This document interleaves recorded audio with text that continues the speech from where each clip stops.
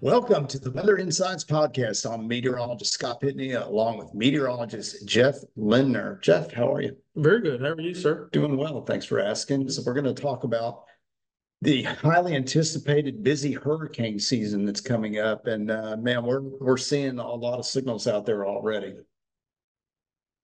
You gonna take the over? That's a segue. You gonna take the over and under? I mean, what are we doing? I'm taking the over on the 23. The worst ever, the worst season ever, the most number of storms. I don't even remember what the most number is in the season. Was it 2020 with was 30? it 30? 30? Yeah, 31? we got pretty deep into the Greek I alphabet. don't know if we'll do that many this year. Yeah, so that what would that be about? Yeah, 30, so about four Greek names, Greek alphabet names. Um, no, but I'm going to go with the over just because last year went way over what was originally forecasted, and we had wind shear. El Nino, yeah. Yeah, so this year we have warm temperatures, sea surface temperatures, and we don't have wind shear. And man, all the models are indicating that it's going to be a busy year. So, what are your thoughts? Yeah, it looks busy. I don't know how much more I can really add to all the hoopla and hype that's already out there. I if you look at the sea surface temperature patterns and the how we're doing with El Nino and La Nina, and La Nina tends to favor Atlantic Basin tropical storm and hurricane development. We're moving in that direction pretty quick, and I think we have a slide here. At least we can show the sea surface temperatures and the Atlantic is warm. It has been warm for a while now. And so, there's no big surprise that we have a lot of fuel out there in the Atlantic to produce tropical storms and hurricanes. You can see all that warm water there between Africa and the Caribbean and even into the Gulf of Mexico. And you say, oh, it looks cool up there in the North Central Atlantic. And it does. And what's interesting about that sea surface temperature pattern configuration we see is that cool water against that warm water actually helps with some of the instability. And so if you're looking for a bunch of hurricanes, you don't want it all just hot. You might think you want just hot everywhere, but you actually want that difference, that contrast, like we're seeing, because that can help with the atmospheric instability. And then you can see off the coast of South America, out westward towards South Hawaii, we do have that tongue now of cool water developing. This is the oncoming La Nina, or just cool waters in the East Central Pacific that is going to be coming on here over the next couple of months. And again, that favors Atlantic Basin tropical storms and hurricanes. So you have a warm Atlantic, which favors tropical storms and hurricanes. You have an incoming La Nina, which favors that. So two of your big things are definitely on par for an active hurricane season. And then you start looking at some of the other factors we'll get into in a minute. But let's take a look at the El Nino forecast and the forecast going forward for El Nino is generally we're going to go into what we call neutral conditions, and then eventually we're going to head into the La Nina state. And again, that's cooler waters in the central eastern Pacific. We're having technical difficulties. It's behind the bar. And so, going into the end of the year or end of the spring into early summer, cooling down into favorable conditions for lower wind shear, especially in the Caribbean. La Nina and El Nino tend to really focus in on that southern Gulf of Mexico, Caribbean area, and make it either favorable or unfavorable. And so last year, even though we had 19 named storms, the Caribbean was pretty dead. There wasn't a lot of activity in the Caribbean. And for us here on the Gulf Coast, if the Caribbean is active, it tends to be somewhat active in the Gulf of Mexico.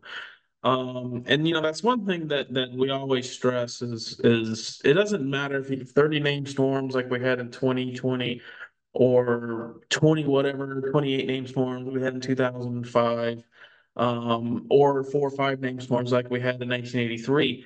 It only matters if they hit you. Right. And it's impossible at this range to have any real good understanding of what the steering flow may be. There's certainly some indications that storms could either be moving into the Caribbean or forming in the Caribbean, which obviously puts the Gulf of Mexico at a higher risk level. And so I definitely think the Gulf is higher risk than it has been, say last year.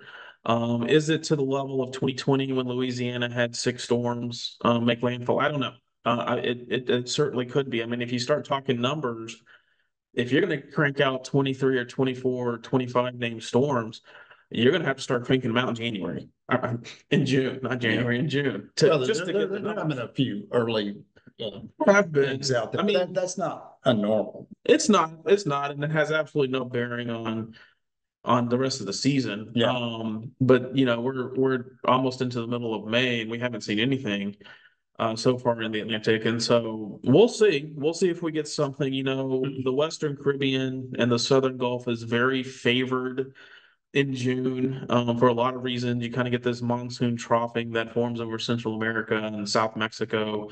Sometimes it's on the East Pacific side, so you get storms in the East Pacific, south of Mexico. Sometimes it's a little bit further north on the Atlantic side, and you get storms in the Western Caribbean or the Southern Gulf.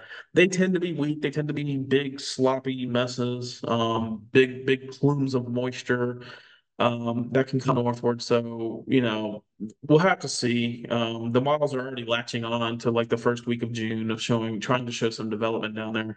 But that's not uncommon that time of year. The models tend to struggle a lot with that Central American monsoon trough and where it sets up. But one thing that to definitely that is the focus is the rainfall forecast going into the heart of our hurricane season. So the graphic that's up for those that can see it, July, August, and September showing above average rainfall, really from the coast of Africa through the Caribbean and right on into the Gulf of Mexico. And you can kind of just draw the line there what this is. I mean, this is likely very active tropical waves moving from Africa westward across the Atlantic toward the Caribbean and or tropical storms and hurricanes. And so you combine everything we've talked about, the sea surface temperatures, the oncoming La Nina, favorable sea surface pressures, lower than average sea surface pressures in the Caribbean, and then this very wet look. This is the multi-model average. The very wet look here, and you pretty much have all the factors checked for an active hurricane season. Maybe the only thing that potentially could throw a wrench in things, I don't really think it's going to, but could, is the Saharan air layer and the dust potentially that comes off of the northern African continent and possibly that could at times, but you get this wet look over here in Africa like this, and even that's probably going to tap down on the dust some. And so we'll see. Well, what worries me the most is that Southwest Western Caribbean. We have birthed. Is that a word? We have birthed a lot of Yeah. big hurricanes that have moved into the Gulf of Mexico from the Caribbean.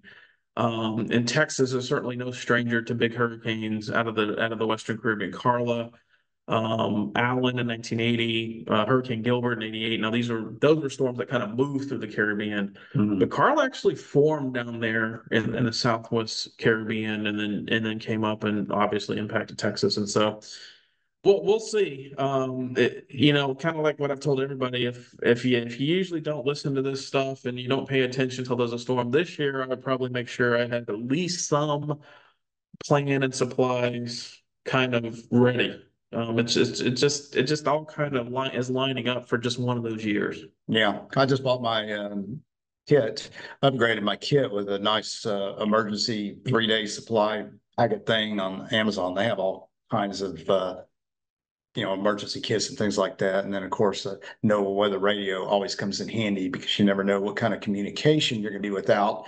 And those weather radios, that is emergency information direct from the National Weather Service and does not rely on cell phone towers and things like that. So this wet pattern, and there's been even as early as February, there's been some predictions about this hurricane season being busier for Texas and Louisiana in particular. Does this have anything to do with the Bermuda High and where it's setting up? Some of this more southerly track.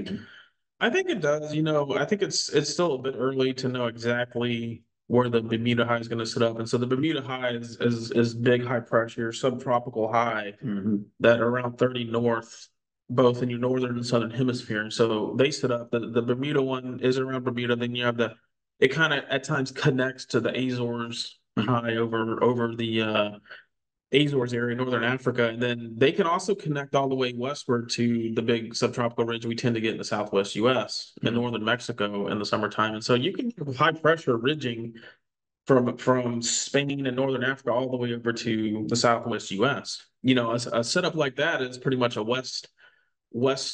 east to west movement across the entire Atlantic basin. So you could technically bring a storm off of Africa and drive it into Central America or Mexico with that type of pattern.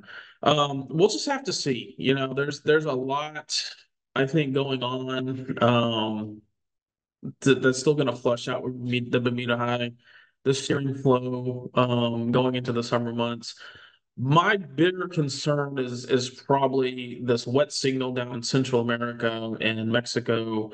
That's telling me that there's going to be a lot of showers and thunderstorms down there. There's going to be a lot of troughing, probably in the monsoon. That's probably more favoring the Atlantic side, so the Southern Gulf and the Western Caribbean. And those areas are just really easy breeding grounds for storms to develop. Conditions tend to be very favorable in those areas, usually any time of the year. The shape of the coast can kind of help spin up storms down in those areas, and they can spin up pretty quick. And the water's really warm down there. You know, it's shallow, warm water. And so I think it's concerning. You know, the other thing is anything that develops in those areas is probably going to hit somebody, you know. There's not a lot of escape options from the Western Caribbean or the Southern Gulf of Mexico. It's either going to come north and hit the US or it'll end up being driven west into Mexico and impact Mexico or Central America. And so, you know, stuff developing off the coast of Africa has a lot of escape options as it moves west. It has a lot of opportunities to get picked up by a trough of low pressure or sneak into a break in that Bermuda High we just talked about before it gets west into to impact, you know, the islands or the Bahamas or the East Coast or whatever. That's not really the case when you have development in the Gulf of Mexico or the Western Caribbean or the Bahamas. And so, you know, we saw a lot of that in 2020 and also in 2005. And, you know, you're like, well, how do we get all these, you know, it's where the storms form, and where the conditions are favorable. And so I think we'll have equally split. I think we'll have a lot of Atlantic storms, and I think we'll have a fair amount in the western part of the basin. And you know that was one of the things that Colorado State University came out with was their what they call their ACE, their cumulative cyclone energy. And so this is just a function or a number that takes in the strength of the storm and how long, you know, these storms are big and bad. So, for example, a hurricane that forms off of Africa moves all the way across the Atlantic basin and stays at a big hurricane strength for a long time is going to rack up a lot of that ACE versus a storm that forms, becomes a strong storm and hits the coast in 6 hours. That's not going to produce a lot of ACE. And I know I'm getting really off in the weeds here, but Keep going. the point I'm bringing to this is that Colorado State is suggesting west of 60, so you know, kind of west of the Puerto Rico area, in the more populated areas of the basin, you're looking at about 120-ish of ACE this year, which in a normal year, our normal ACE is somewhere between 110 and whatever. And so that is concerning. That's sort of an indication of a lot of activity in the western part of the basin, which is the Gulf and the Caribbean and not the southeast U.S. coast. So, you know, can't say it's going to hit us. I'd be worried if I was in Florida.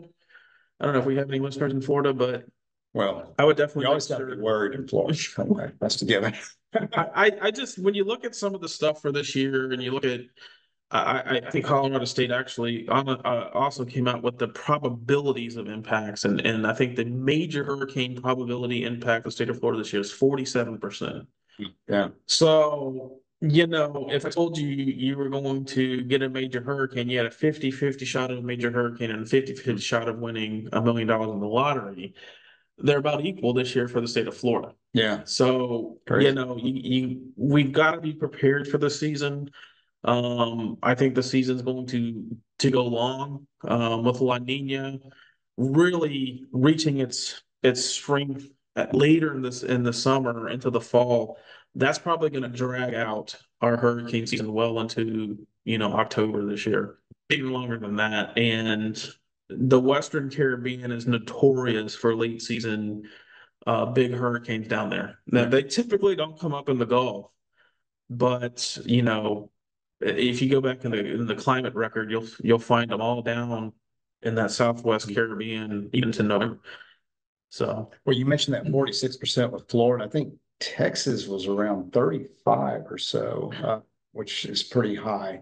But like you said, the only one that matters is the one that's coming at you at the moment. So, folks might be thinking too, we've had a particularly busy, severe weather season to say the least. I think I had heard, I don't want to repeat this because I didn't read it, but take it with a grain of salt, but I think that Oklahoma has had more tornado warnings already than they get in a typical year. But it is given pretty much that it's been a very busy, severe weather season. Is there any correlation between what's going on there and then the tropics? I don't really think so. I mean, you can maybe draw some correlations, and these would be loose and weak. In the southern plains, if we're wet, and we are wet in the southern plains of Texas right now, we're and we go into summer with a wet kind of signal.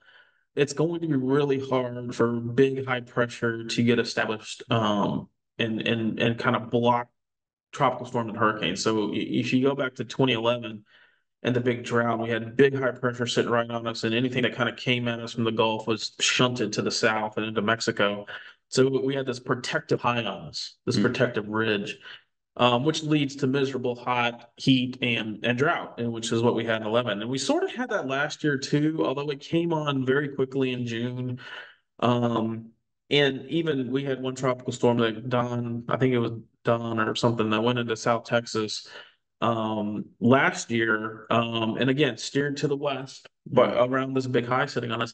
I don't know if we're going to have that this summer. Just with the amount of rain we had, the vegetation is very green.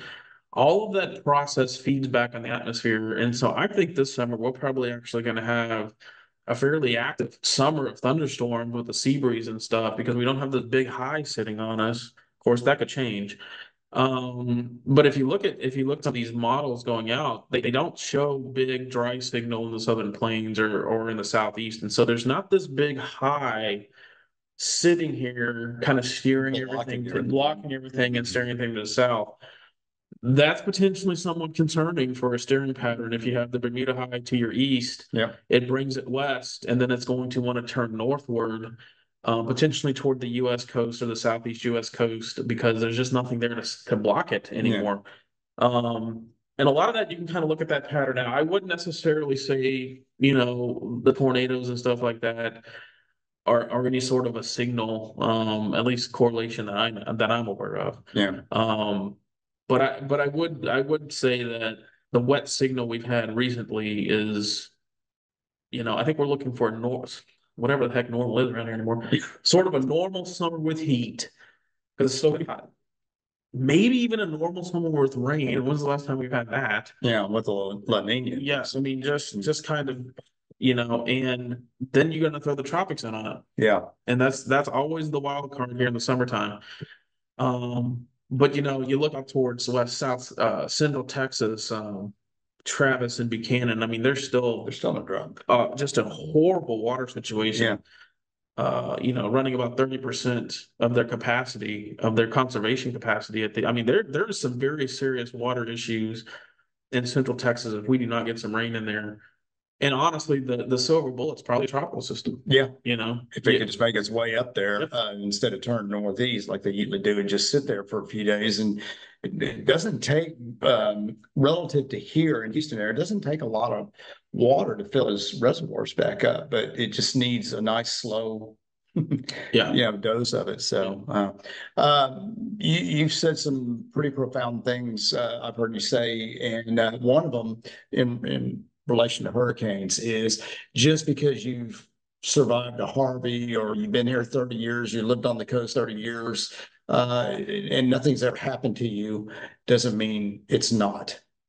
And I think that's policy that a lot of folks fall into. Oh, absolutely. I mean, we can go down the list of people who have, well, I survived Hurricane Camille, so I didn't leave for Katrina, and that didn't work out well. Yeah. And there's a lot of people base their future decisions on their past experiences, Yep. right? I mean, we do that with a lot of things. It's not just the weather. If you have a bad experience at a restaurant, you don't go back in the future, right? Or whatever. And so it's not that we'll just be aware that a lot of us will do like we'll do that. And so the next storm we have is not going to be Harvey.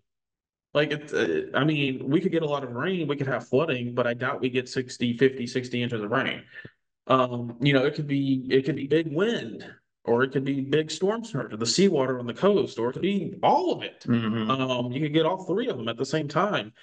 And so I just think it's important to keep that in mind and, be very careful about drawing conclusions on, well, this storm is like this, so this is what it did last time, we'll be fine. That doesn't always work out that way. Yeah. And it's also the understanding of the impacts of what's coming. So, the impacts from Hurricane Ike, or the impacts from Alicia, or the impacts from Allison, or the impacts from Harvey are likely going to be different from the impacts from the next storm that hits us. Yeah. So focus on those impacts and make your decisions and preparations based on the future impacts, not what's happened in the past. Yeah. And last thing, I'll kind of wind it up with this. Please, whatever you do, get your information from trusted sources. Your local TV media, the National Weather Service, your local Office of Emergency Management, the National Hurricane Center. If you stick with those folks, you will be fine. You will have the best information that you can get. If you go on Twitter or Facebook or Instagram or YouTube and listen to, the scary, super scary duper headlines that we're going to have 7 tornadoes at one time, because I've actually seen some of this YouTube stuff. Um, you're going to be in a state of panic and concern for the next 6 months, Yeah. because everything is going to probably hit you and kill you, and it's going to be horrible, and the whole coast is going to be destroyed every week.